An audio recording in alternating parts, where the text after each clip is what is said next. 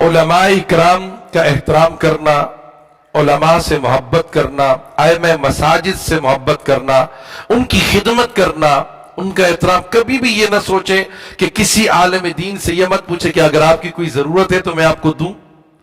उसको हाथ फैलाने पर क्यों मजबूर कर रहे हैं? जो आपसे तौफीक हो सकती है उलमा की खिदमत करें, क्योंकि वो नबी के मिंबर और मेहराब के वारिस हैं। वो उलमा मेहराब और मिंबर के वारिस हैं। और मेरे नबी करीम अलैहिस्सलाम ने फरमाया कि न दिनार और न दिरहम, न जायदाद और न मकान के वारिस मैंने ठहराए। अगर मेरा वारिस ठहरा है तो मेरे इल्म का, और इल्म का वारिस मैंने आलम दीन को ठहराया। तो ये नबी के इल्म के वारिस हैं, इल्म फिक्र के वारिस हैं, इल्म रसूल के वारिस हैं। तो उलमाए इकराम की ताजीम करें, आइम्मा मसाजिद को मजबूत करें। आज हमने उलमा की कदर छोड़ दी है।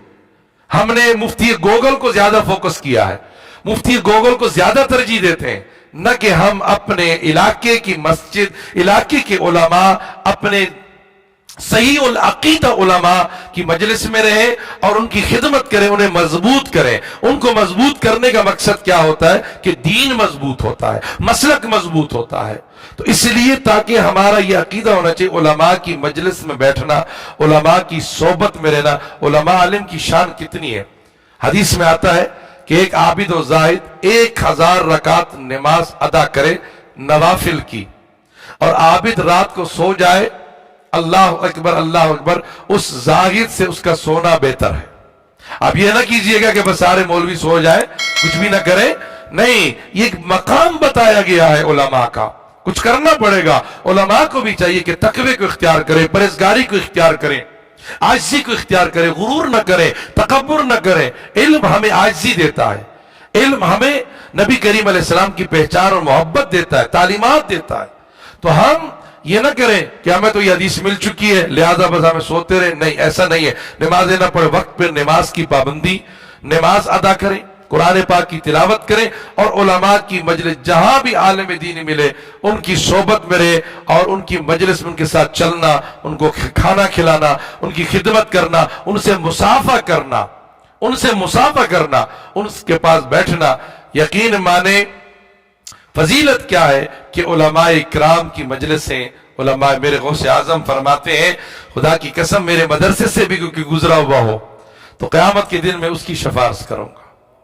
मेरे कुएं का पानी अगर किसी ने पिया हुआ हो तो मैं उसकी भी शफाअत के लिए तैयार होऊंगा। मेरे लंगर का खाना भी अगर किसी ने खाया होगा तो मैं उसके लिए, ये उलमा का काम यही है। और हजूर गौसे आजम रज़ी अल्लाह ताला ने सारी जिंदगी यही फरमाया कि मैं पढ़ता रहा और पढ़ाता रहा, खुदा ताला मुझे मकाम देता रहा, मर्तबे देता रहा, मनसब देता रहा। तो याद रखें कि हम भी तालिब इल्म की हैसियत से इल्म हासिल करें, इल्म हासिल करने की कोशिश करें। और मेरे नबी करीम अलैहिस्सलाम ने कितनी प्यारी दुआ मांगी, रब्बी ज़िदनी इल्मा, ऐ अल्लाह मेरे इल्म में इजाफा फरमा। अल्लाह ने सारा इल्म अता फरमा दिया है, सब कुछ अता फरमा दिया, लेकिन ये हमें अहमियत दी कि आलिम दीन तू किसी गुरूर और तकब्बुर में न रहना, अपनी दुआ मांगते रहना। बल्कि ये ज़ईफ़ बात है, बस वैसी कहते हैं कि इल्म हासिल करने के लिए अगर तुझे चीन भी जाना पड़े तो दरेग न करना। तो बहरहाल ये कोशिश कि इल्म के लिए कहीं पर भी तुझे जाना पड़े, इल्म रसूल, वो इल्म रसूल, इल्म फिक्र हासिल करें,